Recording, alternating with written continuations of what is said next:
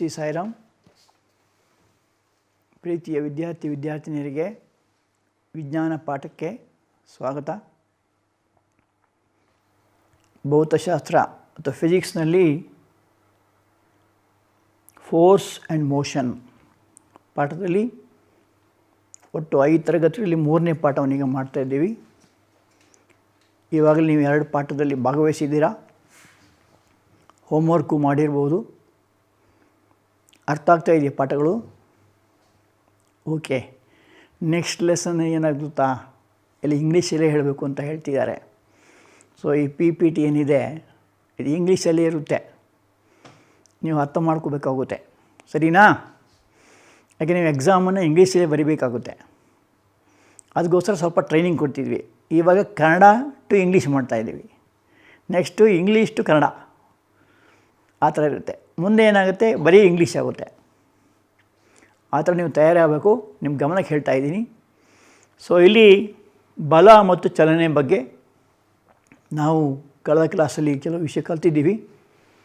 ಉದಾಹರಣೆಗೆ ಮೊದಲನೇದಾಗಿ ಬಲದ ನಿರೂಪಣೆ.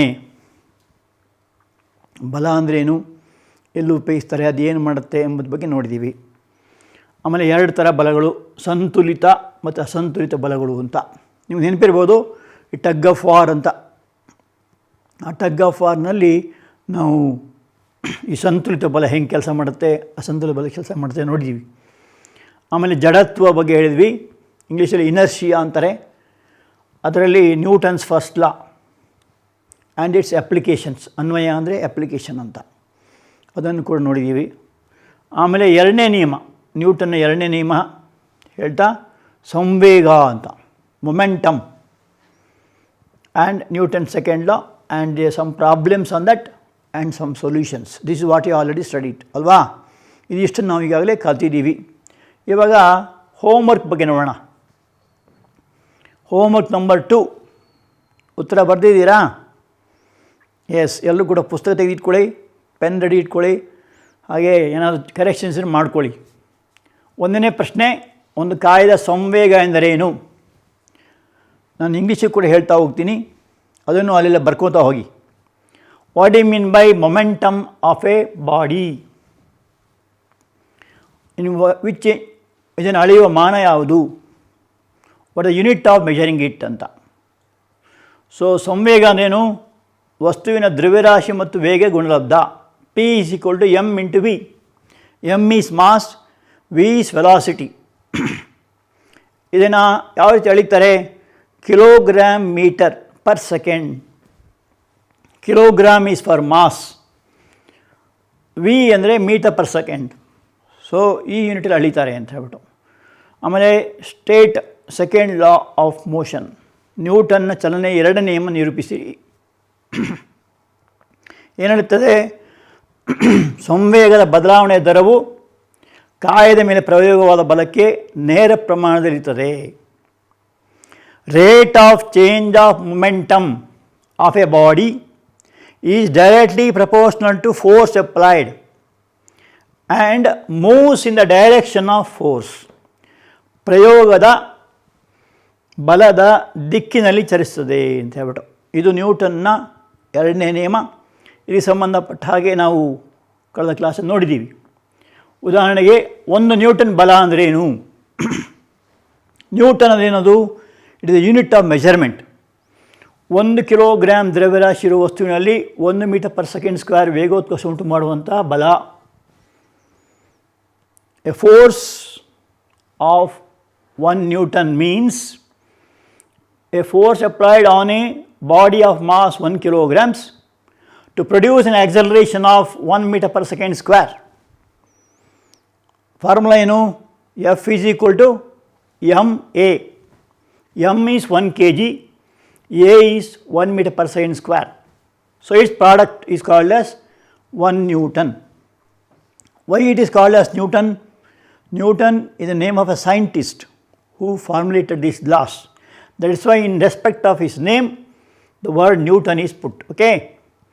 ಇನ್ನೊಂದು, ಇದರಲ್ಲಿ ಯಾವುದು ಹೆಚ್ಚು ಬಲ ಅಂತ. 2 ಕಿಲೋಗ್ರಾಮ್ ದ್ರವ್ಯರಾಶಿಯುಳ್ಳ ವಸ್ತುವಿನ ಮೇಲೆ 5 ಮೀಟರ್ ಪರ್ ಸೆಕೆಂಡ್ ಸ್ಕ್ವೇರ್ ವೇಗೋತ್ಕರ್ಷ ಉಂಟು ಮಾಡೋ ಬಲ. ಅಥವಾ 4 ಕಿಲೋಗ್ರಾಮ್ ದ್ರವ್ಯರಾಶಿಯುಳ್ಳ ಕಾಯದಲ್ಲಿ 2 ಮೀಟರ್ ಪರ್ ಸೆಕೆಂಡ್ ಸ್ಕ್ವೇರ್ ವೇಗೋತ್ಕರ್ಷ ಉಂಟು ಮಾಡೋ ಬಲ. ಇದೊಂದು F1, ಇದು F2. ಯಾವುದು ಹೆಚ್ಚು ಅಂತ ಕೇಳ್ತಾರೆ. F1 ಫಾರ್ಮುಲಾ ಏನು? m1a1. So 2 kg. m1 is 2 kilograms, a is 5. So multiply, it becomes 10 newtons. F2, m2a2. m2 is 4, a2 is 2. 4 into 2 is 8. So after these two, which is more ಅಂತ ಕೇಳ್ತಿದ್ದಾರೆ. ಇವುಗಳಲ್ಲಿ ಮೊದಲನೇ ಬಲ ಅಂದರೆ F1 ಹೆಚ್ಚಿನ ಬಲವಾಗಿದೆ. So F1 is more than F2.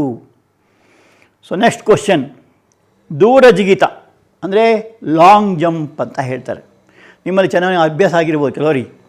ಕ್ರೀಡಾಳುಗಳು ತಮ್ಮ ಜಿಗಿತದ ನಂತರ ಮರಳುಗುಪ್ಪೆ ಅಥವಾ ಕುಷನ್ ಹಾಸಿಗೆ ಮೇಲೆ ಬೀಳುವಂತೆ ಮಾಡುತ್ತಾರೆ ಏಕೆ? ಅಲ್ಲಿ ಕುಷನ್ ಹಾಸಿಗೆ ಒಂದು ಬೆಡ್ ಥರ ಇರುತ್ತೆ, ಆ ಬೆಡ್ ಮೇಲೆ ಬೀಳೋ ಮಾಡ್ತಾರೆ. ಅಥವಾ ಮರಳು ಕುಪ್ಪೆ ಅಂದರೆ ಒಂದು ಸ್ಯಾಂಡಿನ ಒಂದು ಪಿಟ್ ಮಾಡ್ತಾರೆ, ಅದೇ ಮೇಲೆ ಬೀಳೋ ಮಾಡ್ತಾರೆ. ಯಾಕೆ ಅಂತ ಕೇಳ್ತಿದ್ದಾರೆ. ಯಾಕೆ ಅಂದರೆ ಇದರಿಂದಾಗಿ ಸಂವೇಗದ ಬದಲಾವಣೆ ದರ ಕಡಿಮೆಯಾಗುತ್ತದೆ ಮತ್ತು ಬಲ ಕಡಿಮೆಯಾಗುತ್ತದೆ. ನೇರವಾಗಿ ಓಡ್ಬಂದು ಬಿದ್ದರೆ ಆಗ ಸಂವೇಗ ಜಾಸ್ತಿ ಆಗುತ್ತೆ, ಆಗ ಅದಕ್ಕೆ ಅವರಿಗೆ ತುಂಬ ಏಟಾಗುತ್ತೆ. ಅದನ್ನು ತಪ್ಪಿಸ್ಲಿಕ್ಕೋಸ್ಕರ ಏನು ಮಾಡ್ತಾರೆ, ಮರಳಿನ ಕುಪ್ಪೆ, ಸ್ಯಾಂಡ್ ಬೆಡ್ ಅಂತ ಹೇಳ್ತಾರೆ, ಬೆಡ್ ಆಫ್ ಸ್ಯಾಂಡ್ ಅಥವಾ ಕುಷನ್ ಹಾಸಿಗೆ, ಇದರ ಮೇಲೆ ಬಿದ್ದಾಗ ಏನಾಗುತ್ತೆ, ಅದರ ಒಂದು ಹರ್ಟ್ ಆಗೋದು ಕಡಿಮೆ ಆಗುತ್ತೆ, ಇಲ್ಲಾದರೆ ಹರ್ಟ್ ಆಗುತ್ತೆ. ಅದನ್ನು ಕೂಡ ನಿನ್ನೆ ನೋಡಿದ್ದೀವಿ ನಾವು. ಅಂದರೆ ಕಾಂಕ್ರೀಟ್ ಬೆಡ್ ಇದ್ದರೆ ಆ ಕಾಂಕ್ರೀಟ್ ಬೆಡ್ ಮೇಲೆ ಬಿದ್ದಾಗ ಏನಾಗುತ್ತೆ, ಕಾಂಕ್ರೀಟ್ ಬೆಡ್ ಮೇಲೆ ಬಿದ್ದಾಗ ಕಾಲಿಗೆ ಏಟಾಗುತ್ತೆ ಅಂತ ಕೇಳಿದ್ದೀವಿ ಅಲ್ವಾ. ಸೊ ಆದ್ದರಿಂದ ಆ ಕಾಲಿಗೆ ಏಟಾಗೋದ ಕಾರಣ ಏನು, ಅದರ ಒಂದು ಸಂವೇಗ ಜಾಸ್ತಿ ಇರುತ್ತೆ ಅಂತ ಹೇಳ್ಬಿಟ್ಟು ಅಲ್ವಾ. ಸೊ ಇದಿಷ್ಟು ಹೋಮ್ವರ್ಕ್. ಇವತ್ತಿನ ವಿಷಯ ಏನಂದರೆ ನ್ಯೂಟನ್ನ ಚಲನೆಯ 3ನೇ ನಿಯಮ, Newton's third law of motion. Very very important. ಇದು ನಿಮಗೆ ಲೈಫ್ ಲಾಂಗ್ ಬರುತ್ತೆ, ಬರೀ ಪರೀಕ್ಷೆಗೋಸ್ಕರ ಓದಬೇಡಿ, ನಾಲೆಡ್ಜ್ ಅಲ್ವಾ. ನೋಡಿ, ವೆರಿ ಇಂಪಾರ್ಟೆಂಟ್ ನೋಡ್ಕೊಳ್ಳಿ. ಪ್ರತಿಯೊಂದು ಕ್ರಿಯೆಗೂ ಸಮವಾದ ಕ್ರಿಯೆ ಇಂಗ್ಲೀಷಲ್ಲಿ ಆ್ಯಕ್ಷನ್ ಅಂತ ಹೇಳ್ತಾರೆ, ಮತ್ತು ವಿರುದ್ಧವಾದ ಪ್ರತಿಕ್ರಿಯೆ ರಿಯಾಕ್ಷನ್ ಇರುತ್ತದೆ. For every action there will be equal and opposite reaction. ಆದರೆ ಈ ಕ್ರಿಯೆ ಮತ್ತು ಪ್ರತಿಕ್ರಿಯೆಗಳು ಪ್ರತ್ಯೇಕ ವಸ್ತುಗಳ ಮೇಲೆ ವರ್ತಿಸಲ್ಪಡ್ತದೆ. ಅಂದರೆ ಕ್ರಿಯೆ ಒಂದು ವಸ್ತು ಆದರೆ ಪ್ರತಿಕ್ರಿಯೆ ಇನ್ನೊಂದು ವಸ್ತು ಆಗುತ್ತೆ ಅಂತ. ಸೊ ಇದು ಬಹಳ ಮೋಸ್ಟ್ ಇಂಪಾರ್ಟೆಂಟ್. ಇನ್ನೊಮ್ಮೆ ಹೇಳಿ ಎಲ್ಲರೂ ಕೂಡ, ಫಾರ್ ಎವ್ರಿ ಆ್ಯಕ್ಷನ್ ಹೇಳ್ತಾ ಇದ್ದೀರಾ, there will be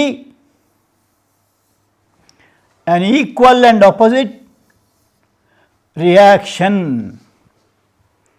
ಪ್ರತಿಯೊಂದು ಕ್ರಿಯೆಗೂ ಹೇಳಿ ಒಂದು ಸಲ ಜೋರಾಗಿ, ಇಲ್ಲಿ ಕೇಳಿಸ್ಬೇಕು, ಸಮವಾದ ಮತ್ತು ವಿರುದ್ಧವಾದ ಪ್ರತಿಕ್ರಿಯೆ ಇರುತ್ತದೆ. ಒಂದು 10 ಸಲ ಹೇಳಬೇಕು. ಈ ಕ್ಲಾಸ್ ಮುಗಿತಾನೆ ಬಾಯ್ಪಟ್ಟು ಹೇಳಕ್ಕೆ ಬರಬೇಕು. ಬರ್ತದಾ? ನೋಡಿ, ಎಕ್ಸಾಂಪಲ್ಸ್ ಏನಂದರೆ, ಗಾಳಿ ತುಂಬಿದ ಬಲೂನ್, ಗಾಳಿಯನ್ನು ಬಿಟ್ಟಾಗ ಬಲೂನ್ ವಿರುದ್ಧ ದಿಕ್ಕಲ್ಲಿ ಹಾರ್ತದೆ. ನಿಮಗೆಲ್ಲ ಚೆನ್ನಾಗಿ ಅನುಭವ ಇದೆ, ಬಲೂನ್ ಹೆಂಗೆ ಕೆಲಸ ಮಾಡುತ್ತೆ ಅಂತ ಗೊತ್ತಿದೆ ಅಲ್ವಾ. ಅದನ್ನು ಚೆನ್ನಾಗಿ ಗಾಳಿ ತುಂಬಿಸಿರ್ತಾರೆ, ಒಂದು ದಾರ ಕಟ್ಟಿರ್ತಾರೆ ಅಲ್ವಾ. ನೀವು ಈ ಜಾತ್ರೆಗೆಲ್ಲ ಹೋದರೆ ನೋಡ್ತೀರಾ, ಅಲ್ಲಿ ತಗೋತಾರೆ, ಬೇರೆ ಬೇರೆ ಶೇಪ್ನ ಬಲೂನ್ ಸಿಗ್ತವೆ. ಆಮೇಲೆ ಏನು ಮಾಡ್ತೀರಿ, ಸ್ವಲ್ಪ ಆಟ ಆಡ್ತೀರಿ, ಆಮೇಲೆ ಬೇಜಾರಾಗುತ್ತೆ, ಗಾಳಿ ತೆಗಿಬೇಕು ಅನಿಸುತ್ತೆ, ನಾನು ಸ್ವಲ್ಪ ತುಂಬಿಸ್ತೇನೆ ಅಂತ ಅನಿಸುತ್ತೆ ಅಲ್ವಾ. ಆ ಗಾಳಿ ತೆಗೆಯುವಾಗ ಆ ದಾರ ಬಿಚ್ಚುತ್ತೀರಿ, ನಿಂತ್ಕೊಳ್ಳಿ, ನೀವೇ ಮಾಡಿ ನೋಡ್ರಿ, ಏನಾಗುತ್ತೆ, ಬಲೂನು ಮೇಲೆ ಹೋಗುತ್ತೆ, ಗಾಳಿ ಕೆಳಗೆ ಹೋಗುತ್ತೆ. ಎಷ್ಟು ರಭಸವಾಗಿ ಗಾಳಿ ಕೆಳಗೆ ಹೋಗುತ್ತೋ ಅಷ್ಟೇ ರಭಸವಾಗಿ ಅದಕ್ಕೆ ವಿರುದ್ಧ ದಿಕ್ಕಿನಲ್ಲಿ ಬಲೂನ್ ಹಾರ್ತದೆ. ಅಲ್ಲೇನು ಕ್ರಿಯೆ ಮತ್ತು ಪ್ರತಿಕ್ರಿಯೆ ಅಂತ ಹೇಳ್ಬಿಟ್ಟು, ಗಾಳಿ ಹೊರಗೆ ಹೋಗೋದು ಕ್ರಿಯೆ ಆದರೆ ಬಲೂನ್ ಹೋಗುವಂಥದ್ದು ಪ್ರತಿಕ್ರಿಯೆ ಆಗ್ತದೆ. ಸೊ ಅದು ಈಕ್ವಲ್ ಆಗಿರುತ್ತೆ ಮತ್ತು ಅಪೋಸಿಟ್ ಆಗಿರ್ತದೆ ಅಂತ ಹೇಳ್ಬಿಟ್ಟು. ಇದು ನೀವೇ ಮಾಡಿ ನೋಡ್ಬೋದು, ಚೆನ್ನಾಗಿರುತ್ತೆ. ಹಾಗೆ ದೋಣಿಯಿಂದ ನದಿಯ ದಡಕ್ಕೆ ಮುಂದಕ್ಕೆ ಹಾರುವಾಗ ದೋಣಿಯು ಹಿಂದಕ್ಕೆ ಸರಿಯುತ್ತದೆ. ಮುಂದಕ್ಕೆ ಹಾರುವಂಥದ್ದನ್ನೇನಂತಾರೆ, ಇದಕ್ಕೆ ಆ್ಯಕ್ಷನ್ ಅಂತ ಕರೀತಾರೆ, ಕ್ರಿಯೆ.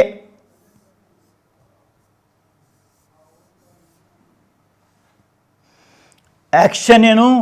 ದೋಣಿಯಿಂದ ಹಾರೋದು. ಈ ನದಿ ಬುಡದಲ್ಲಿ ಮನೆ ಇದ್ದವರಿಗೆ ಗೊತ್ತಿರುತ್ತೆ, ಚೆನ್ನಾಗಿ ಎಕ್ಸ್ಪೀರಿಯೆನ್ಸ್ ಇರುತ್ತೆ. ದೋಣಿಯಲ್ಲಿ ಹಲವಾರು ಸಲ ಎಲ್ಲ ಕಡೆ ಹೋಗೋದಿರುತ್ತೆ ಅಲ್ವಾ. ಅಲ್ಲಿ ಆದಮೇಲೆ ಕೊನೆಗೆ ಏನು ಮಾಡ್ತಾರೆ, ದಡಕ್ಕೆ ತರ್ತಾರೆ. ದಡಕ್ಕೆ ತಂದುಬಿಟ್ಟು ಹಾರು ಅಂತಾರೆ ನಿಮಗೆ. ಆ ಹಾರು ಅಂತ ಹೇಳಿದ್ರೆ ಏನಾಗ್ತದೆ, ನೀವು ಜಂಪ್ ಮಾಡ್ತೀರಾ. ನೀವು ಮುಂದುಗಡೆ ಜಂಪ್ ಮಾಡಿದಾಗ ದೋಣಿ ಏನಾಗುತ್ತೆ, ಹಿಂದ್ಗಡೆ ಬರುತ್ತೆ. ಅದಕ್ಕೇನಂತಾರೆ, ಹಿಂದ್ಗಡೆ ಬರೋದಕ್ಕೆ ರಿಯಾಕ್ಷನ್ ಅಂತ ಕರೀತಾರೆ.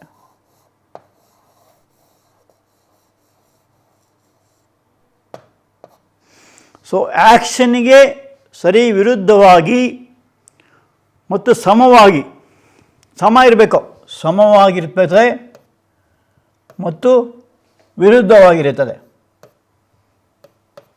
ಇದು ನೀವು ಚೆನ್ನಾಗಿ ಅನುಭವ ಬರ್ಬೋದು. ಸೊ ಇಂಥದ್ದೆಲ್ಲ ನೀವು ಒಂದು ಪಟ್ಟಿ ಮಾಡಬೇಕು, ಎಲ್ಲೆಲ್ಲಿ ಆ್ಯಕ್ಷನ್ ಇರ್ತದೆ, ಎಲ್ಲೆಲ್ಲಿ ರಿಯಾಕ್ಷನ್ ಇರ್ತದೆ ಅಂತ ನೋಡಬೇಕು ಅಲ್ವಾ. ಸೊ ಇದು ಬಹಳ ಫೇಮಸ್ ಆದಲ್ವಾ. ಇನ್ನೊಂದು ಎರಡು ಉದಾಹರಣೆ ನೋಡೋಣ. ನೀರಿನಲ್ಲಿ ಈಜುವಾಗ ಇದಕ್ಕೇನಂತಾರೆ, ಸ್ವಿಮ್ಮಿಂಗ್ ಅಂತಾರೆ.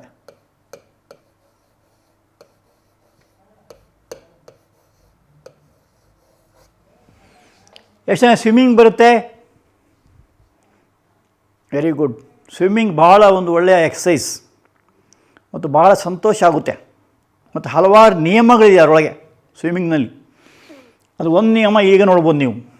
ಆ ಸ್ವಿಮ್ಮಿಂಗ್ ಮಾಡುವಾಗ ಕೆಲವರು ಏನು ಮಾಡ್ತಾರೆ, ಮೇಲಿನ ಕೆಳಗೆ ಜಂಪ್ ಮಾಡ್ತಾರೆ. ಕೆಲವು ಸ್ವಿಮ್ಮಿಂಗ್ ಪೂಲ್ಗಳಲ್ಲಿ ನೋಡಿರ್ಬೋದು ನೀವು, ಒಂದು ಸ್ಟ್ಯಾಂಡ್ ಥರ ಇರುತ್ತೆ, ಅಲ್ಲಿಂದ ಜಂಪ್ ಮಾಡ್ತಾರೆ, ಆಮೇಲೆ ಒಳಗೊಟ್ಟೋಗ್ತಾರೆ. ಇದೊಂದು ಪ್ರಶ್ನೆ ಯೋಚನೆ ಮಾಡಿ, ಸುಮ್ಮನೆ ಫುಡ್ ಫಾರ್ ಥಾಟ್. ಈಗ ನಿಮ್ಮ ಹೆಸರು ರಾಮ ಅಂತ ತಿಳ್ಕೊಳ್ಳಿ. ರಾಮ ಎಂಬುವನು ಮೇಲಿನ ಕೆಳಗೆ ಜಿಗಿದ, ನೀರೊಳಗೆ ಒಳಗೊಟ್ಟೋಗ್ತಾನೆ. ಇದೇ ರಾಮ ಸ್ವಲ್ಪ ಹೊತ್ತಿನಲ್ಲಿ ಮೇಲೆ ಬರ್ತಾನೆ. ಮೇಲೆ ಬಂದ ತೇಲ್ತಾನೆ. ಅವ್ನು ಮುಳುಗಿದ್ದು ಯಾಕೆ ಅದೇ ರಾಮ, ಈಗ ತೇಲ್ತಾ ಇರೋದು ಯಾಕೆ ಅಂತ ಸುಮ್ಮನೆ ಯೋಚನೆ ಮಾಡಿ, ಅದು ಮುಂದಿನ ಪಾಠದಲ್ಲಿ ಡಿಸ್ಕಸ್ ಮಾಡೋಣ ಅಂತೆ. ಸೊ ಇಲ್ಲಿ ಹೇಳ್ತಾ ಇರೋ ವಿಷಯ ಏನು ಅಂದರೆ, ಈಜುವಾಗ ಮೇಲೆ ಬಂದಮೇಲೆ ತೇಲುವಾಗ ಸುಮ್ಮನೆ ಇದ್ದರೆ ಮುಳುಗೋಗ್ತಾನಲ್ವಾ, ಕೈಯನ್ನು ಹಿಂದೆ ತಳ್ತಾನೆ. ಕೈಯಿಂದ ಹಿಂದೆ ತಳ್ಳುವಂಥದ್ದು ಆ್ಯಕ್ಷನ್.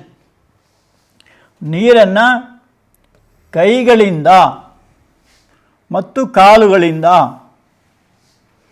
ಅಫ್ಕೋರ್ಸ್ ಹಲವಾರು ಥರ ಸ್ವಿಮ್ಮಿಂಗ್ ಇದ್ದಾವೆ ಅಲ್ವಾ, ನಿಮಗೂ ಚೆನ್ನಾಗಿ ಗೊತ್ತಿದೆ. ಫಾರ್ವರ್ಡ್ ಸ್ಟ್ರೋಕ್ ಅಂತಿರುತ್ತೆ, ಬಟ್ರ್ಫ್ಲೈ ಅಂತಿರುತ್ತೆ, ಬ್ಯಾಕ್ ಸ್ಟ್ರೋಕ್ ಅಂತಿರುತ್ತೆ ಅಲ್ವಾ, ಇನ್ನೇನೇನೋ ತುಂಬ ಇದೆ. ಈಗಂತೂ ಹೊಸ್ತು ಬೇರೆ ಬೇರೆ ಇದ್ದಾವೆ. ಬಟ್ ಹಳ್ಳಿ ಕಡೆಯಲ್ಲೆಲ್ಲ ಈ ನದಿಲಿ ಈಜುವಂಥವ್ರು, ಕೊಳದಲ್ಲಿ ಈಜುವಂಥವ್ರು ಅಥವಾ ಬಾವಿಗಳಲ್ಲಿ ಈಜುವಂಥವ್ರು ಈ ಥರ ಎಲ್ಲ ಸರ್ಕಸ್ ಮಾಡೋಕ್ಕೆ ಹೋಗಲ್ಲ. ಬಟ್ ಅವ್ರಿಗೆ ಈಜಬೇಕಷ್ಟೇ. ಕೆಲವರು ನೆಟ್ಟೆ ಕೂತ್ಕೋತಾರೆ ನೀರೊಳಗೆ. ಕೆಲವರಿಗೆ ಏನು ಮಾಡಿದ್ರು, ಯಾರು ಈಜಕ್ಕೆ ಬರುತ್ತೋ ಅವ್ರಿಗೆ ಯಾರು ಎಲ್ಲಿಂದ ತಳ್ಳಿದ್ರು ಏನೂ ಆಗೋಲ್ಲ. ಈಜಕ್ಕೆ ಬರ್ದಿರೋರು ಸಣ್ಣ ಇದಕ್ಕೆ ಗಾಬರಿ ಆಗ್ಬಿಡ್ತಾರೆ. ನೀರು ನೋಡಿ ಗಾಬರಿ ಆಗುತ್ತೆ ಅವ್ರಿಗೆ. ಈಜೋದನ್ನು ಕಲ್ತ್ಕೊಳ್ಳಿ, ಜೀವನಕ್ಕೆ ಬೇಕಾಗುತ್ತೆ. ಆದರೆ ಸರಿಯಾಗಿ ಕಲ್ತ್ಕೊಳ್ಳಿ, ಅರ್ಧಂಬರ್ಧ ಕಲಿಬೇಡಿ. ಯಾಕೆಂದರೆ ಕೆಲವು ಅರ್ಧಂಬರ್ಧ ಕಲಿತು ಇನ್ನೊಬ್ಬರು ಸೇವ್ ಮಾಡೋಕ್ಕಂತ ಹೋಗ್ತಾರೆ, ಅವರು ಸಿಕ್ಕಾಕೊತಾರೆ. ಮುಖ್ಯವಾಗಿ ನದಿ ಈಜಕ್ಕೆ ಹೋದಾಗ, ತುಂಬ ಜನ ಒಟ್ಟು ಈಜಕ್ಕೆ ಹೋದಾಗ ಯಾರೊಬ್ಬ ಎಂಬನ್ನು ಮುಳುಗಿದ ಅಂತ ತಿಳ್ಕೊಳ್ಳಿ. ಅವಾಗ ಏನು ನೋಡಬೇಕು, ಅವ್ನು ಜುಟ್ಟು ಹಿಡ್ಕೊಬೇಕು ಅಥವಾ ಕಾಲು ಹೆಬ್ಬೆಳು ಹಿಡ್ಕೊಬೇಕು. ನೀವು ಏನಾದರೂ ಅವ್ನು ಕೈ ಹಿಡ್ಕೊಂಡ್ರೆ ನಿಮ್ಮನ್ನು ಮುಳುಗಿಸಾಕ್ತಾನೆ. Are you following? ಅರ್ಥ ಆಗ್ತಾ ಇದೆಯಾ? ಯಾರ ನೀರು ಮುಳುಗಿದಾಗ ಅವ್ನು ಸೇವ್ ಮಾಡಬೇಕಾದ್ರೆ ನೀವು ಅವರ ತಲೆ ಜುಟ್ಟು ಹಿಡಿದು ಎಳಿಬೇಕು. ಸರ್ ಕೂದಲೇ ಇಲ್ಲದೆ ಏನು ಮಾಡೋದು ಅಂತ ಕೇಳ್ಬೋದು ನೀವು. ಆವಾಗ ಕಾಲು ಹೆಬ್ಬೆಳು ಹಿಡ್ಕೋಬೇಕು, ಕಾಲು ಹೆಬ್ಬೆಳು ಎಳಿಬೇಕು ಮೇಲೆ. ಅದು ಬಿಟ್ಟು ನೀವು ಅವ್ರ ಕೈಯನ್ನು ಹಿಡ್ಕೊಂಡ್ರೆ ನಿಮ್ಮನ್ನು ಬಲವಂತವಾಗಿ ನೀರೊಳಗೆ ತಳ್ತಾರೆ. ಸೊ ನೀವು ಅವನು ಸೇವ್ ಮಾಡೋಕ್ಕೆ ಹೋಗಿ ನೀವು ಮುಳುಗೋಗ್ತೀರ. ಅದು ನೆನ್ಪಿಟ್ಕೊಳ್ಳಿ. ಸುಮ್ಮನೆ ಈ ಸಂಬಂಧಪಟ್ಟಾಗ ಹೇಳಿದೆ ಅಷ್ಟೇ. ಇಲ್ಲಿ ಕೈಗಳಿಂದ ಮತ್ತು ಕಾಲಿನಿಂದ ತಳ್ತೀವಲ್ಲ ನೀರನ್ನು, ಅದು ಆ್ಯಕ್ಷನ್. ಆಗ ದೇಹ ಮುಂದಕ್ಕೆ ಹೋಗುತ್ತಲ್ಲ, ಇದು reaction. So action and reaction are equal and opposite. ಇನ್ನೊಂದು ಉದಾಹರಣೆ ನಿಮ್ಗೆ ಗೊತ್ತಿರುವಂಥದ್ದು ಜೆಟ್ ವಿಮಾನ ಅಂತ, ಮತ್ತು ರಾಕೆಟ್. ವಿಮಾನಕ್ಕೆ ಏನಂತ ಇಂಗ್ಲೀಷಲ್ಲಿ ಏರೋಪ್ಲೇನ್ ಅಂತ, ಹಲವಾರು ಥರ ಏರೋಪ್ಲೇನ್ ಇದ್ದಾವೆ. ಇನ್ನೊಂದು ಹೆಲಿಕಾಪ್ಟರ್ ನೋಡಿರ್ಬೋದು ನೀವು, ಅದರ ಮುಂದುಗಡೆ ಏನಾಗುತ್ತೆ, ಒಂದು ಪ್ರೊಪೆಲ್ಲರ್ ಅಂತ ಇರುತ್ತೆ. ಆ ಪ್ರೊಪೆಲ್ಲರು ಸಹಾಯದಿಂದ ವಿಮಾನ ಮುಂದೆ ಹೋಗುತ್ತೆ ಅಲ್ವಾ. ಇನ್ನು ಜೆಟ್ ಪ್ಲೇನ್ ಹಾಗಲ್ಲ. ಜೆಟ್ ಪ್ಲೇನಲ್ಲಿ ಏನಂದರೆ ಅದರಲ್ಲಿ ನಾಝಲ್ ಅಂತ, ಅದರಿಂದ ಹೊಗೆ ಹೋಗ್ತಾ ಇರುತ್ತೆ. ಎಷ್ಟು ರಭಸವಾಗಿ ಹೊಗೆ ಹಿಂದಕ್ಕೆ ಹೋಗುತ್ತೋ ಅಷ್ಟೇ ರಭಸವಾಗಿ ಮುಂದಕ್ಕೆ ಹೋಗುತ್ತೆ. ಸೊ ಗಾಳಿ ಇಂಧನ ಉರಿಯುವಾಗ ಇಲ್ಲಿ ಇಂಧನ ಉರಿಯುವಂಥದ್ದು, ಗಾಳಿ ಮುಂದೆ ಹೋಗುತ್ತೆ, ಗಾಳಿ ಹಿಂದುಗಡೆ ಹೋಗುತ್ತೆ. ಆವಾಗ ವಿಮಾನ ಜೆಟ್ ವಿಮಾನ ಅಥವಾ ರಾಕೆಟ್ ಏನಾಗ್ತದೆ, ಅಷ್ಟೇ ವಿರುದ್ಧ ದಿಕ್ಕಿನಲ್ಲಿ ಹೋಗ್ತದೆ ರಭಸವಾಗಿ. ಇದು ರಿಯಾಕ್ಷನ್, ಇದು ಆ್ಯಕ್ಷನ್ನು, ಇದು ರಿಯಾಕ್ಷನ್. ನೋಡಿ ಇಲ್ಲೊಂದು ಚಿತ್ರ ಇದೆ, ಕಾಣಿಸ್ತಾ ಇದೆಯಾ? ರಾಕೆಟ್ ಕಂಡುಹಿಡಿದಿದ್ದು ಯಾರು? ಗೊಡಾರ್ಡ್ ಅಂತ, ರಷ್ಯಾ ದೇಶದ 3 ಜನ ವಿಜ್ಞಾನಿಗಳಲ್ಲಿ ಒಬ್ಬ ಗೊಡಾರ್ಡ್ ಅಂತ. ರಾಕೆಟ್ ಅಂದರೆ ಏನು ಗೊತ್ತಾ? ಅದು ಉಪಗ್ರಹಗಳಂಥವನ್ನು ಸಂಶೋಧನೆ ಮಾಡುವಂಥ ಒಂದು ಸಾಧನ. ಅದನ್ನು ಬಾಹ್ಯಾಕಾಶಕ್ಕೆ ಹಾರಿಬಿಡ್ತಾರೆ. ಆ ಹಾರಿಬಿಡಬೇಕಾದ್ರೆ ರಾಕೆಟ್ ಲಾಂಚಿಂಗ್ ಸ್ಟೇಷನ್ ಅಂತ ಇರ್ತವೆ. ಉದಾಹರಣೆಗೆ ನಮ್ಮ ದೇಶದ ಎಲ್ಲಿದೆ ಗೊತ್ತಾ ರಾಕೆಟ್ ಲಾಂಚಿಂಗ್ ಸ್ಟೇಷನ್? ಶ್ರೀಹರಿಕೋಟ ಅಂತ, ಆಂಧ್ರದ ಶ್ರೀಹರಿಕೋಟದಲ್ಲಿದೆ ರಾಕೆಟ್ ಲಾಂಚಿಂಗ್ ಸ್ಟೇಷನ್ ಇದೆ. ಅಲ್ಲಿ ಅದು ಸಮುದ್ರ ಬದಿಲಿದೆ, ಸುಮಾರು 2 ಕಿಲೋಮೀಟರ್. ನೋಡಿ ಇಲ್ಲಿ ಹೊಗೆ ಬರುತ್ತೆ ನೋಡಿ, ಇಲ್ಲಿ 2 ಕಿಲೋಮೀಟರ್ ದೂರ ಯಾರೂ ಹತ್ತಿರ ಇರುವಂಗಿಲ್ಲ. ಅಲ್ಲಿ ಒಂದು ಇಂಧನ ಉರಿಯುವಾಗ ಏನಾಗುತ್ತೆ, ಒಂದು ಹೊಗೆ ಬರುತ್ತೆ ರಭಸವಾಗಿ.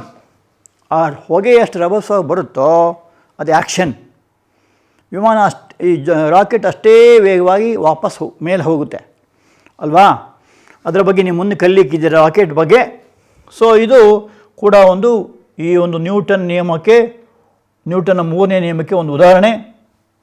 ಇದರಲ್ಲಿ ಕ್ರಿಯೆಗೆ ಪ್ರತಿಕ್ರಿಯೆ ಇರ್ತದೆ ಅಂತ ಹೇಳ್ಬಿಟ್ಟು.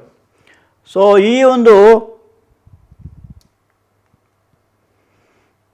ಇದೇ ಥರ ಹಲವಾರು ಉದಾಹರಣೆ ನೋಡ್ಕೊಬೋದು ನೀವು ನಮ್ಮ ನಿತ್ಯ ಜೀವನದಲ್ಲಿ. ನೀವು ಇನ್ನೂ ಕೂಡ ಕೆಲವು ಉದಾಹರಣೆ ನೋಡ್ಬೋದು. ಉದಾಹರಣೆಗೆ ಕುಸ್ತಿಪಟುಗಳು. ಕುಸ್ತಿ ಅಂದ ತಕ್ಷಣ ಬಿಜಾಪುರ, ಗುಲ್ಬರ್ಗ ಅಂತ ಮಕ್ಕಳಿಗೆಲ್ಲ ಭಾಳ ಖುಷಿ ಇರುತ್ತೆ. ಅಲ್ಲೆಲ್ಲ ಕುಸ್ತಿ ಪಂದ್ಯಾಟ ಮಾಡ್ತಿರ್ತಾರೆ.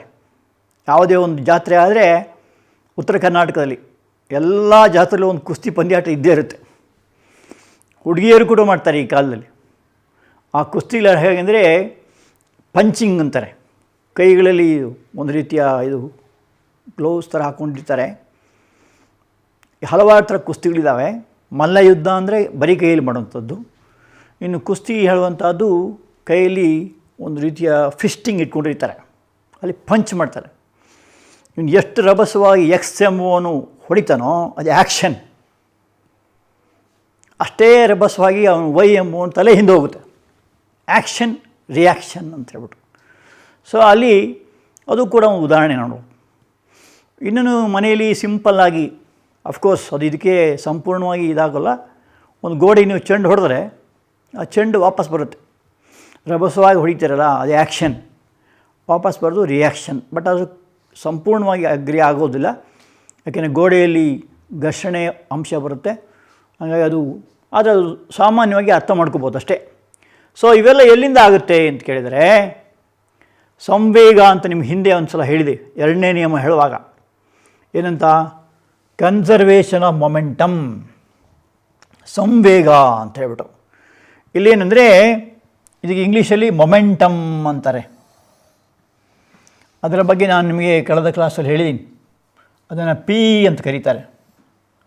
P = m × v, product of mass and velocity ಅಂತ. ಇಲ್ಲಿ ಯಾವುದೇ ಬಾಹ್ಯ ಅಸಂತುಲಿತ ಬಲ, 2 ಥರ ಬಲಗಳು, ಸಂತುಲಿತ ಬಲ, ಅಸಂತುಲಿತ ಬಲ ಅಂತ 2. ಅಸಂತುಲಿತ ಅಂದರೆ ಒಂದು ಬಲ ಇನ್ನೊಂದು ಬಲಕ್ಕಿಂತ ವ್ಯತ್ಯಾಸ ಇರುತ್ತೆ. ಪ್ರಯೋಗವಾಗದ ಹೊರತು 2 ವಸ್ತುಗಳ ಸಂಘರ್ಷಣೆಯ ಅಂತ ಬಂತು. ಇಂಗ್ಲೀಷಲ್ಲಿ ಕೊಲಿಷನ್ ಅಂತಾರೆ.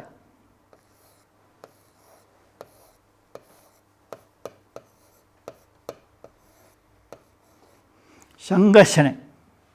ನಿಮಗೆ ಚೆನ್ನಾಗಿ ಅನುಭವ ಇದೆ. ಕೆಲವರು ಅರ್ಜೆಂಟ್ ಹೊರಗಡೆ ಹೋಗ್ಬೇಕಾದ್ರೆ ಸ್ಪೀಡ್ ಹೊರಡೋಗ್ತಿರ್ತೀರ. ಆವಾಗ ಎದುರುಗಡೆಯಿಂದ ಒಬ್ಬ ಅಷ್ಟೇ ಸ್ಪೀಡಾಗಿ ಬರ್ತಿರ್ತಾನೆ. ಅವನು ನಿಮ್ಮನ್ನು ನೋಡಿದ್ರೆ ನೀವು ಅವ್ನು ನೋಡಿರೋದಿಲ್ಲ. ಒಬ್ಬರಿಗೊಬ್ಬರು ಕ್ಲಾಶ್ ಅಂತಾರೆ. ಅದನ್ನು ಬ್ಯಾಂಗ್ ಅಂತ ಕರಿತಾರೆ ಇಂಗ್ಲೀಷಲ್ಲಿ. ಒಬ್ಬರಿಗೊಬ್ಬರು ಕ್ಲ್ಯಾಶ್ ಆಗ್ತೀರ ಅಲ್ವಾ? ಆ ಥರ ಅದಕ್ಕೆ ಸಂಘರ್ಷ ಅಂತ ಕರೀತಾರೆ. ಪಾಪ ಇಬ್ಬರು ತಪ್ಪಿಲ್ಲ. ಹಾಗೆ ವೆಹಿಕಲ್ಸ್ ಕೂಡ ಕೆಲವೊಮ್ಮೆ ಹಾಗೆ ಆಗುತ್ತದೆ. ಟರ್ನಿಂಗ್ನಲ್ಲಿ ಹೋಗುವಾಗ ಮೇಲಿಂದ ಬರೋ ವೆಹಿಕಲ್ ಇವನಿಗೆ ಕಾಣಿಸೋದಿಲ್ಲ, ಇವನಿಗೆ ಬರೋ ವೆಹಿಕಲ್ ಅವನಿಗೆ ಕಾಣಿಸೋದಿಲ್ಲ. ಒಬ್ಬರಿಗೆ ಅವರು ಹೊಡಿಕೊಳ್ಳೋವಂಥ ಪರಿಸ್ಥಿತಿ ಬರುತ್ತೆ. ಆಗಬಾರ್ದು, ಕೆಲವೊಮ್ಮೆ ಆಗುತ್ತೆ ಅನಿವಾರ್ಯವಾಗಿ. ಸೊ ಒಟ್ಟಾರೆ ಸಂವೇಗ ಅಂತ. ಒಟ್ಟಾರೆ ಅಂದರೆ ಟೋಟಲ್ ಅಂತ. Conservation before impact is equal to conservation after impact ಅಂತ. ಸೊ ಮೊದಲ ಸಂಘರ್ಷಣೆ ಮೊದಲು ಉಂಟಾಗುವಂಥ ಒಂದು ಸಂವೇಗ ಸಂಘರ್ಷಣ ನಂತರ ಆ ಸಂವೇಗಕ್ಕೆ ಸಮ ಅಂತ ಹೇಳ್ಬಿಟ್ಟು ಇದನ್ನೇ ಅಂತಾರೆ ಸಂವೇಗದ ಸ್ಥಿರತೆ ಅಂತಾರೆ, ಬ್ಯಾಲೆನ್ಸ್ ಅಂತ ಕರೀತಾರೆ. ಇನ್ನು ನಿಮಗೆ ಚೆನ್ನಾಗಿ ಹೇಳ್ಬೇಕಾದ್ರೆ ಗೋಳಿ, ಇಂಗ್ಲೀಷಲ್ಲಿ ಮಾರ್ಬಲ್ ಅಂತಾರೆ. ಈ ಗೋಳಿನ ಆಡದೇ ಇರೋವಂಥ ಮಕ್ಕಳೇ ಇಲ್ಲ. ಸಣ್ಣ ವಯಸ್ಸಿರೋದೊಂದು ಸಾಮಾನ್ಯವಾದ ಆಟ. ಹಳ್ಳಿಗಳಂತೂ ಜಾಸ್ತಿ ಅದು. ಒಂದು 3-4 ಹೊಂಡಗಳಿರ್ತವೆ, ಅದಕ್ಕೆ ಗೋಳಿ ತೊಗೊಂಡು ಹೊಡೆಯೋವಂಥದ್ದು. ಅಲ್ಲಿ ಒಂದು ಗೋಳಿ ಇರ್ತದೆ ಮೊದಲೇ, ಈ ಗೋಳಿಯಿಂದ ಆ ಗೋಳಿ ಹೊಡೆಯೋದು. ಸೊ ಈ ಗೋಳಿ ಒಂದು ವೇಗ ಇರುತ್ತೆ, ಒಂದು ದ್ರವ್ಯರಾಶಿ ಇರುತ್ತೆ. ಇದರಿಂದ ಆ ಗೋಳಿ ಹೊಡೆದಾಗ ಆ ಗೋಳಿ ಮುಂದೆ ಹೋಗುತ್ತೆ, ಮುಂದೋಗಿ ಹೊಂಡದಲ್ಲಿ ಬೀಳ್ತದೆ ಅಲ್ವಾ? ಕ್ಯಾರಮ್ ಮಾಡ್ದಂಗೆ. ಕ್ಯಾರಮ್ನಲ್ಲಿ ನೀವು ಒಂದು ಕಾಯಿನಿ ಹೊಡೆದಾಗ ಆ ಪಾನ್ ಹೋಗಿ ಇನ್ನೊಂದು ಹೊಡಿತದೆ, ಅದು ಹೋಗಿ ಇದರೊಳಗೆ ಸಾಕೆಟ್ ಒಳಗೆ ಬೀಳುತ್ತೆ ಅಲ್ವಾ? ಇದೆಲ್ಲ ಇದಕ್ಕೆ ಉದಾಹರಣೆ. ಯಾವುದಕ್ಕೆ? ಸಂವೇಗಕ್ಕೆ ಉದಾಹರಣೆ. ಸೊ ಇದು ಏನು ತಿಳ್ಕೊಬೋದು? ಒಂದು ವ್ಯವಸ್ಥೆ ಅಂದರೆ ಏನರ್ಥ? ಸಿಸ್ಟಮ್ ಅಂತಾರೆ. ಸೊ ಐಸೋಲೇಟೆಡ್ ಸಿಸ್ಟಮ್ ಅಂತ. In an isolated system the total momentum remains conserved ಅಂತ. ಹಂಗದೇನರ್ಥ? Momentum before impact is equal to momentum after impact. ಅಂದರೆ ಸಂಘರ್ಷಣೆಯ ಮೊದಲನೆಯ ಸಂವೇಗವು ಸಂಘರ್ಷಣ ನಂತರದ ಸಂವೇಗಕ್ಕೆ ಸಮನಾಗಿರ್ತದೆ. ಅಂದರೆ ಎರಡು ಒಂದೇ ಥರ ಇರ್ತದೆ. ಅದಕ್ಕೇನಂತಾರೆ? ಸಂವೇಗದ ಸ್ಥಿರತೆ ಅಂತ ಕರೀತಾರೆ. ಇಂಗ್ಲೀಷಲ್ಲಿ ಕನ್ಸರ್ವೇಷನ್ ಅಂತ ಕರೀತಾರೆ. Conservation of momentum. ಮೊಮೆಂಟಮ್ ಸೂತ್ರ ಏನು? P = mv. ಉದಾಹರಣೆಗೆ ಮೊದಲನ ಇದು m1v1 ಆಗಿದ್ದರೆ, ಘರ್ಷಣೆ ನಂತರ m2v2 ಆಗಿದ್ದರೆ P1 = P2 ಅಂತ ಆಗುತ್ತೆ. ಆವಾಗೇನಾಗುತ್ತೆ ನೋಡಿ, ಆ ಒಂದು ನ್ಯೂಟನ್ನ ಚಲನೆ ಎರಡನೇ ನಿಯಮದ ಪ್ರಕಾರ ಒಂದು ಕಾಯದ ಸಂವೇಗದ ಬದಲಾವಣೆಯ ದರವು ಕಾಯದ ಮೇಲೆ ಪ್ರಯೋಗಿಸಿದ ಬಲಕ್ಕೆ ಸಮನಾಗಿರ್ತದೆ. ಸಂವೇಗದ ಬದಲಾವಣೆ ದರ ಅಂದರೆ P2 - P1. ಮೊದಲನೇ ಸಂವೇಗವನ್ನು P1 ಅಂತ ಕರೆದರೆ ಅದು ಎರಡು ವಿಷಯ ಅವಲಂಬಿಸ್ಕೊಂಡಿದೆ. ಒಂದು ದ್ರವ್ಯರಾಶಿ, ಇನ್ನೊಂದು ವೇಗ. ಎರಡನೆಯ ಸಂವೇಗವನ್ನು P2 ಅಂತ ಕರೆದರೆ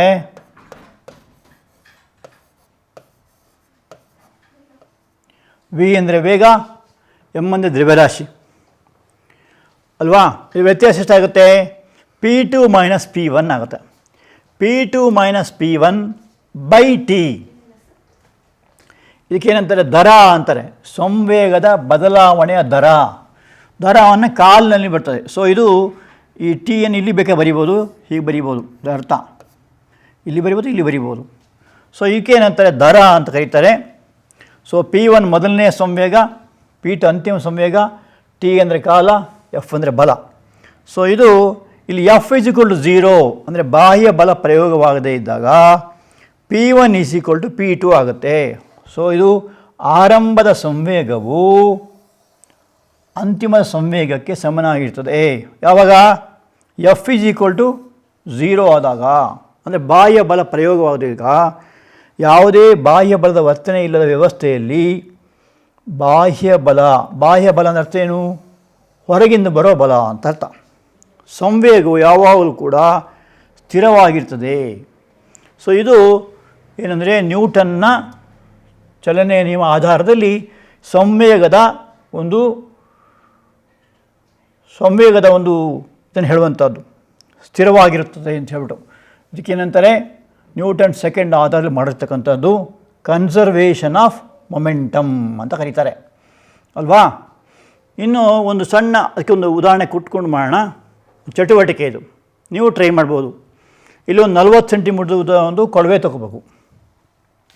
ಆ ಕೊಳವೆ ಒಳಗಡೆ 7 ಗೋಲಿಗಳು, ಇಲ್ಲಿ 6 ಇದೆ, ಇಲ್ಲೊಂದಿದೆ, 7, ಒಟ್ಟು 7 ಗೋಲಿಗಳು, ಒಂದೇ ರೀತಿಯ ಒಂದೇ ಗಾತ್ರ, ಸೇಮ್ ಸೈಜ್. 7 ಗೋಲಿ ತಗೋಬೇಕು. ಒಂದು ಗೋಲಿಯನ್ನು 15 ಸೆಂಟಿಮೀಟರ್ ದೂರ ಅಂದರೆ ಅರ್ಧ ಅಡಿ ಈ ಕಡೆ ಇಟ್ಕೊಬೇಕು. ಇದನ್ನೆಲ್ಲ ದಾರಲ್ಲಿ ಹಾಕಿ ಕಟ್ಟಿರಬೇಕಾಗತ್ತೆ ಮೇಲ್ಗಡೆ. ಒಂದು ಗೋಲಿಯನ್ನು ಎಳೆದು ಹಿಂಗೆ ಒಂದು ಡಿಕ್ಕಿ ಓಡಿಸ್ಬೇಕು. ತೋರು ಬೆರಳಿಂದ, ಈ ತೋರು ಬೆರಳಿಂದ ಹೀಗೆ ಹೊಡಿಸ್ಬೇಕು. ಎಷ್ಟು ರಭಸವಾಗಿ ಈಗ ಒಂದು ಗೋಳಿ ಹೊಡಿತೀವೋ ಅಷ್ಟೇ ರಭಸವಾಗಿ ಈ ಗೋಳಿ ಹೊರಗೆ ಹೋಗುತ್ತೆ. ಯಾಕೆ ಹೋಗುತ್ತೆ? ಆಗಲೇ ತನಕ ಹೇಳಿದೆ ನಿಮಗೆ, ಗೋಳಿ ಆಟ ಅಂತ ಹೇಳಿದಲ್ಲ, ಸಂವೇಗದ ಕಾರಣ. ಏನಂದರೆ 15 ಸೆಂಟಿಮೀಟರ್ ದೂರದಲ್ಲಿ ಒಂದು ಇದನ್ನು ಎಳೆದಾಗ ಅಷ್ಟೇ ರಭಸವಾದ ಆಚೆ ಹೋಗುತ್ತೆ ಅಂತ ಹೇಳ್ಬಿಟ್ಟು ಇದಕ್ಕೆ ಏನಂತಾರೆ ಸಂವೇಗದ ಒಂದು ಸಮತ್ವ ಅಂತ ಕರೀತಾರೆ ಅಲ್ವಾ. ನೋಡಿ, ಘರ್ಷಣೆಗೆ ಮೊದಲು ಹೊಡೆದ ಗೋಲಿಯ ವೇಗವನ್ನು ಕೊನೆಯ ಗೋಲಿಯ ವೇಗದೊಂದಿಗೆ ಹೋಲಿಸಿ ನೋಡಬೇಕು. ಇದರ ಎಷ್ಟು ವೇಗದಲ್ಲಿ ಹೊಡಿತೀವೋ ಅಷ್ಟೇ ವೇಗದಲ್ಲಿ ಅದು ಆಚೆ ಹೋಗುತ್ತೆ. ಇದರಿಂದ ಏನಾಗುತ್ತೆ, ಮೊದಲ ಸಂವೇಗವು ಘರ್ಷಣೆ ನಂತರ ಸಂವೇಗಕ್ಕೆ ಸಮನಾಗಿರ್ತದೆ. ಸೊ ಸಂವೇಗ ಸೂತ್ರ ಏನು? P = m × v. m ಅಂದ್ರೇನು? ದ್ರವ್ಯರಾಶಿ. v ಅಂದ್ರೇನು? ವೇಗ. ನೀವು ಕೂಡ ಇದನ್ನು ಮಾಡ್ಬೋದು. ಇಲ್ಲಿ 7 ತೋರಿಸಿದೆ ಗೋಳಿಯನ್ನು, 5 ತೊಗೊಂಡು ಮಾಡ್ಬೋದು. 5 ತೊಗೊಂಡು ಒಂದು ಎಳೆದಾಗ ಒಂದು ಎಳೆದು ಬಿಟ್ಟರೆ ಇಲ್ಲಿ 4 ಇರ್ತದೆ, ಆ 4ನೇದು ಆಚೆ ಹೋಗುತ್ತೆ. ಸೊ ಎಷ್ಟು ರಭಸವಾಗಿ ಹೊಡಿತೀವೋ ಅಷ್ಟು ರಭಸವಾಗಿ ಅದು ಆಚೆ ಹೋಗುತ್ತದೆ. ಸೊ ಇದು ಕ್ರಿಯೆ ಆಗುತ್ತೆ, ಅದು ಪ್ರತಿಕ್ರಿಯೆ ಆಗುತ್ತೆ. ಸೊ ನ್ಯೂಟನ್ ನಿಯಮ ಕೂಡ ಇದು ಅನ್ವಯಿಸುತ್ತೆ, 3ನೇ ನಿಯಮಕ್ಕೆ. ಸೊ ಕ್ರಿಯೆಗೆ, ಪ್ರತಿಯೊಂದು ಕ್ರಿಯೆಗೆ ಸಮನಾದ ಮತ್ತು ವಿರುದ್ಧವಾದ ಪ್ರತಿಕ್ರಿಯೆ ಇರ್ತದೆ ಅಂತ ಹೇಳ್ಬಿಟ್ಟು. ಸಪೋಸ್ 2 ಗೋಳಿ ಬಿಟ್ಟು ಇಟ್ಕೊಳ್ಳಿ, ಅದು 2 ಗೋಳಿನ ಆಚೆ ತಳ್ಳುತ್ತೆ. ಸೊ ಈ ಥರ ಎಳೆಯುವಂಥದ್ದು ಕ್ರಿಯೆ, ಅದು ಆಚೆ ತಳ್ಳುವಂಥದ್ದು ಪ್ರತಿಕ್ರಿಯೆ. ಸಮನಾಗಿರುತ್ತೆ ಮತ್ತು ವಿರುದ್ಧವಾಗಿರ್ತದೆ ಅಂತ ಹೇಳ್ಬಿಟ್ಟು. ಸರಿನಾ? ಈಗ ಸ್ವಲ್ಪ ಹೋಮ್ವರ್ಕ್ ನೋಡೋಣ. 1ನೇ ಕ್ವಶನ್ನು, ನ್ಯೂಟನ್ ಚಲನೆಯ 3ನೇ ನಿಯಮ ಬರೀರಿ. Define Newton's third law of motion. 2ನೇ ಕ್ವಶನ್, ಒಂದು ವಸ್ತುವಿನ ಸಂವೇಗ ಎಂದರೇನು? 5 kg ದ್ರವ್ಯರಾಶಿಯುಳ್ಳ ವಸ್ತುವೊಂದನ್ನು 10 ಮೀಟರ್/ಸೆಕೆಂಡ್ ವೇಗದಲ್ಲಿ ಚಲಿಸಿದರೆ ಅದರ ಸಂವೇಗ ಎಷ್ಟು? 3ನೇ ಕ್ವಶನ್, ಒಂದು ಕುಸ್ತಿಪಟು ಬಾಕ್ಸರ್